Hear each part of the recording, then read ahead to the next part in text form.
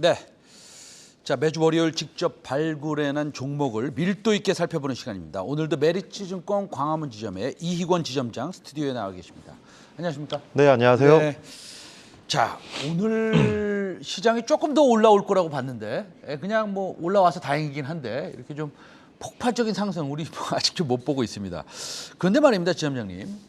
요즘 보면은 지난 몇 개월 동안 그 외국인들이 2차 전지 외 큰 종목들 있지 않습니까? 뭐 예를 들어서 에코프로비엠이라든지 뭐 LNF 엄청나게 공매도를 이제 공매도 수급을 보면요 매일 공매도를 치고 있더라고요. 그래서 그럼 시장이 이렇게 갑자기 좀 급반등하면 그런 것들을 환매수도 해야 되고 그럴 텐데 오늘 보면은 또 외국인들이 많이 삽니다. 그러니까 제 생각엔 그건 순매수가 아니라 환매수일 거라고 저 혼자 추측을 하는데 우리 지점장님이 이 2차 전지 섹터에 대해서 짧게 좀 코멘트 좀 부탁드릴게요.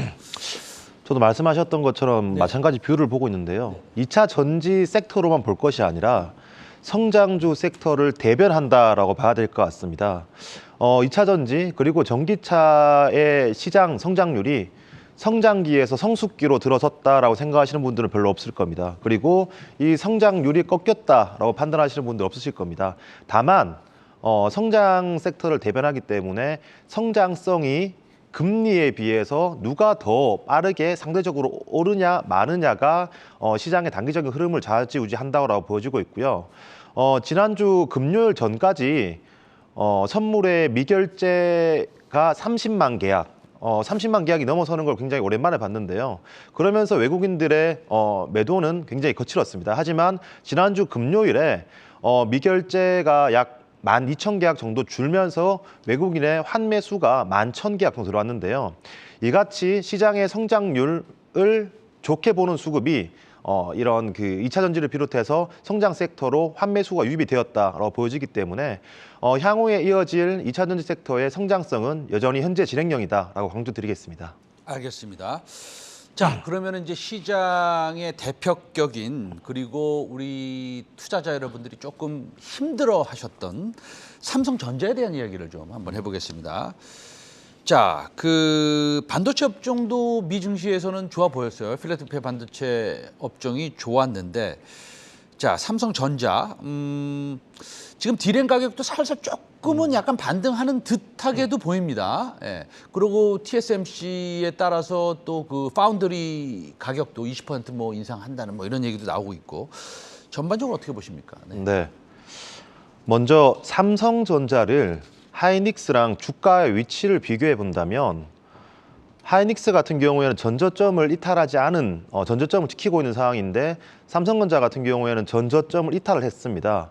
그럼 삼성전자가 하이닉스에 비해서 상대적으로 더 하락하는 이유에 대해서 살펴본다면 메모리 부분에 대한 이유도 있겠지만 저는 최근에 불거졌던 고스, IM 사업부의 고스 논란, 그리고 파운드리 사업부의 디레이팅, 그리고 파운드리 사업부의 수율 문제, 또한 이 대주주 양도세에 의한 이 일가족, 그 주주 일가족의 이런 그 매물 부담이 삼성전자를 하이닉스보다도 더 크게 끌어내렸다라고 보고 있습니다. 하지만 그에 대한 우려들이 지금은 주가에 충분히 반영되었다라고 보고 있는데요. 먼저 간단하게 IM 사업부의 고스 논란 같은 경우에 충분히 그 지금 갤럭시 그 플래그십 모델의 판매량에 영향을 미쳤습니다. 하지만 지금부터는 하반기에 있을 폴더블 모델에 대한 기대감이 고스 사태 이후에 더욱더 커지는 구간이기 때문에 IM 사태에 대해서는 저는 일단락되었다고 보고 있고요. 또한 파운드리 사업부의 수율 문제는 분명 시간이 걸리는 게 마찬가지 현상입니다. 하지만 이 파운드리 사업부의 수율 문제는 결국 시간 문제다라고 보여지고 있고 얼마 전 TSMC의 파운드리 단가 인상은 삼성전자에게 있어서도 파운드리 사업부의 디레이팅보다는 리레이팅 요소라고 보여지고 있고요. 향후에 만약 지금 언론에서 나오는 것처럼 뭐 20%까지 단가를 인상하겠다라고 언론은 나왔지만 이 부분이 아니더라도 추가적인 사업부 악화에 대한 시각은 줄어드는 상황이고요. 여기에 만약 3나노 수율까지 확보하게 된다면 이는 우려감이 아닌 기대감으로 판단되고 있고요. 이 파운드리 사업부에 대한 우려, 수율에 대한 우려는 많지만 제가 중요하게 생각하는 부분은 이러한 우려감에도 불구하고 삼성전자의 그 비메모리 사업부에 대한 투자는 계속해서 가속화되고 있다는 걸 주목하고 있습니다. 만약 수율이 안정화되지 않는다라면 투자에 대해서 조금 분불명할 텐데 향후에 테일러시에 대한 투자를 더욱더 가속화시키고 있습니다. 때문에 지금 구간은 상당히 공격적으로 투자하는 비메모리 사업부에 대해서 더 이상 우려감으로 주가를 바라볼 시기는 아니다라고 생각해 봅니다. 자, 비메모리 사업부, 파운드리 사업부의 가격 인상이 예정돼 있다. 일단은 뭐 보도는 그렇게 나왔는데 우리가 한번 지켜봐야 되고요. 일단은 좀 기쁜 소식은 3나노 수율을 확보했다. 이건 상당히 좀 고무적인 소식입니다. 자, 그러면 뭐 비메모리 굉장히 중요합니다. 그러나 이제 지금 현재 상태로서는 메모리가 더 중요할 뿐이 그렇죠. 없습니다. 실적이 그쪽에서 대부분 나오기 때문이죠. 자, 메모리 가격 전망은 향후 어떻게 될 거라고 지금 보십니까? 지금 삼성전자와 하이닉스의 메모리 실적에 대한 이견이 굉장히 찬반, 긍정적 의견, 부정적 의견으로 나뉘고 있습니다. 먼저 부정적인 의견은 더 이상 미세화 공정의 한계에 다다랐기 때문에 무호의 법칙이 적용이 안 되기 때문에 지금까지 보여주었던 비트그로스의 성장이 앞으로는 힘들 것이다. 라는 게 부정적인 의견의 가장 지배적인 그 화두고요.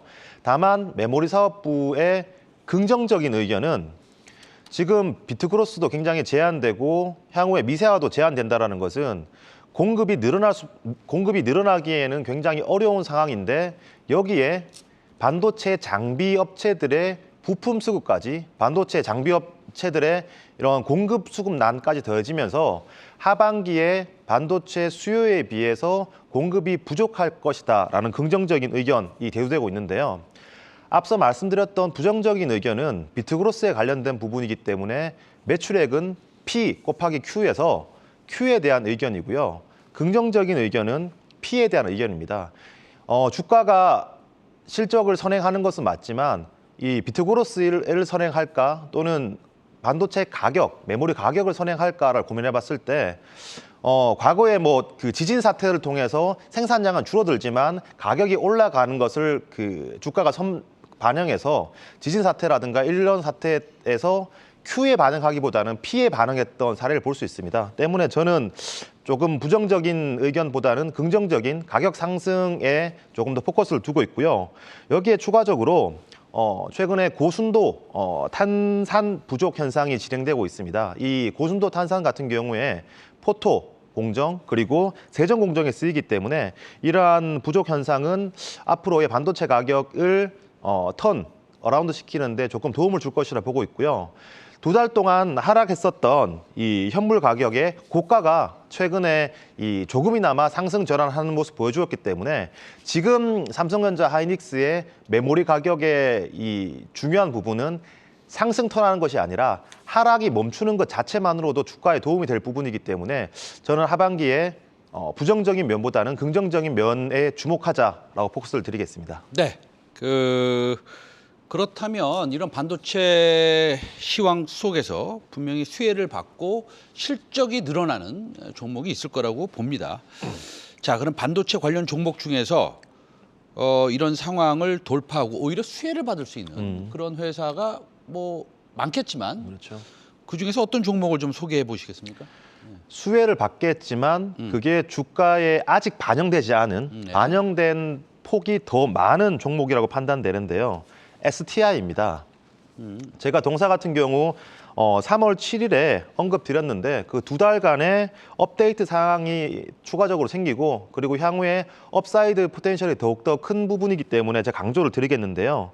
먼저 사상 최대 수주에 있어서 더욱더 수주 금액을 늘리고 있습니다. 5월 12일에 인텔 대련향으로 CCSS 수주를 받음으로써 기존에도 사상 최대의 수주였지만 수주 잔고가 더욱더 늘어나는 상황이고요.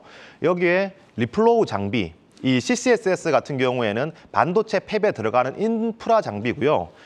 리플로우 장비 같은 경우에는 반도체 장비입니다. 그렇기 때문에 이 인프라 매출에서 장비 매출이 더욱더 플러스된 상황이고요. 향후에도 이런 그 인프라 사업부 또한 늘어날 것이고 신규 사업인 장비 사업부 또한 늘어날 것이기 때문에 이 부분이 실적도 늘어나면서 매출액 비중에 있어서 장비 사업부의 증가는 리레이팅을 가져올 만한 요소다라고 판단해 봅니다. 아하. 자, 그러면 사실은 요즘에는 수주도 중요해요. 그러나 캐시플로우, 즉 현금 흐름도 상당히 중요합니다. 왜냐하면 시장이 이렇게 녹록지 않기 때문이죠. 그렇죠. 예. 네. 현금 측면에서는 이 회사는 어떻습니까? 네. 굉장히 단단한 캐시카우를 보유하고 있죠. 올해 사상 최대 그 수주를 확보했기 때문에 사상 최대의 실적이 나올 것은 당연한 사항이고요. 내년 또한 이런 그 실적 경신은 이어질 전망입니다. 단연 삼성이 지금 P3, P4 투자 그리고 앞서 말씀드렸던 테일러시 투자를 진행하고 있기 때문에 이러한 투자의 확대는 분명 동사의 실적의 증가가 될 것입니다. 캐시카우가 될 것이고요. 여기에 다 5월 21일쯤 그 바이든 미 대통령이 한국에 방문하게 되죠. 만약 그 평택 방문하는 일정, 삼성의 반도체 팹 방문하는 일정이 확실시 된다라면 이 투자에 대해서 조금 더 시장에 관심이 많아질 텐데요. 이렇게 삼성이 투자하면 반드시 들어가야 될 부분이 바로 CCSS입니다. 하지만 제가 조금 사실적으로 말씀드리자면 이 CCSS의 실적이 늘어나는 것은 동사 주가의 모멘텀으로 작용하기에는 한계가 있을 거라고 보여집니다. 바텀, 그러니까 이 바닥을 안전하게 만들어주는 역할은 되지만 위로 포텐셜을 끌어올리기에는 쉽지 않은 상황인데요. 이유는 인프라에 의한 매출 비중입니다. 보통 우리가 소부장이라고 일컬을 때 소재에 대해서 밸류에이션을 가장 많이 주고요. 그다음 장비, 마지막으로 시설에 대해서 밸류에이션을 가장 적게 주는 그런 상황인데 동사의 CCSS 같은 경우에는 인프라 시설에 해당하는 부분이기 때문에 밸류에이션을 많이 줄 수는 없는 부분입니다. 하지만 앞서 말씀드렸던 것처럼 리플로우 장비나 동사의 OCR, 잉크젯 수주가 임박했기 때문에 매출 비중에서 인프라 시설이 차지하는 비중보다 향후에 장비의 매출 비중이 늘어난다면 실적 증가와 함께 밸류에이션 또한 인프라 업체의 밸류에이션이 아닌 장비 업체의 밸류에이션을 부여해줘야 된다라고 생각됩니다. 알겠습니다. 뭐 사실은 어떻게 보면은 그 하이 멀티플, 소위 고평가를 받을 수 있는 그 상황을 우리가 파악하기에는 너무 어렵지는 않아요. 왜냐하면 진입 장벽이 높으면 PR 멀티플이 높은 거고, 그렇죠. 진입 장벽이 낮으면 낮을 수뿐이 없는 겁니다. 그래서 지금 우리 이건 지점장께서 말씀하신 것은 소재가 PR 멀티플을 제일 높게 받을 수 있고, 그 다음에 장비고, 그렇죠. 그 다음에 시설인데 이 회사가 시설을 주로 매출을 시설을 통해서 매출을 견인하는 그런 회사인데 장비 매출이 증가할 수 있다 이런 말씀이시네요. 증가하고 있죠. 그렇죠? 예. 지금까지 메리츠증권 광화문 지점의 이건 지점과 함께 반도체 장비 업체 밸류에이션이 저평가되는 ST에 대해서 알아봤는데요. 마지막으로 우리가 목표가 한 번만 딱 보고 가겠습니다. 저는 테스의 시가총액이 지금 5,300억 수준인데요. 테스의 시가총액까지 가야 된다라고 보고 있습니다. 왜냐하면 올해 예상되는 매출액이 테스랑 유사한 수준이고요. 또한 매출 비중에 있어서 인프라의 매출 비중도 늘어나지만 장비, 리플로우라든가 또는 그 OCR의 장비 매출 비중이 늘어날 것이기 때문에 영업이익률 또한 올해 내년에 증가될 전망입니다. 때문에 지금 동사의 시가총액이 3천억대 수준인데 테스의 이런 장비업체의 시가총액을 충분히 받을 수 있는 그런 잠재력, 기술력이 있는 회사다라고 판단해 봅니다. 네. 목표가하고 손절가 혹시 제시해 주실 수 있으세요? 목표 시가총액이 5천억 수준이기 때문에 네. 목표가로 따지면 아마 31,500원 정도 될 거고요. 네. 손절 가격은 현재 가격에서 마이너스 15% 제시해 드리겠습니다. 네. 오늘 이건 지점장께서 좋은 종목 소개 말씀하셨습니다. 반도체 장비 업체로 재평가되는 STI입니다. 오늘 말씀 감사합니다.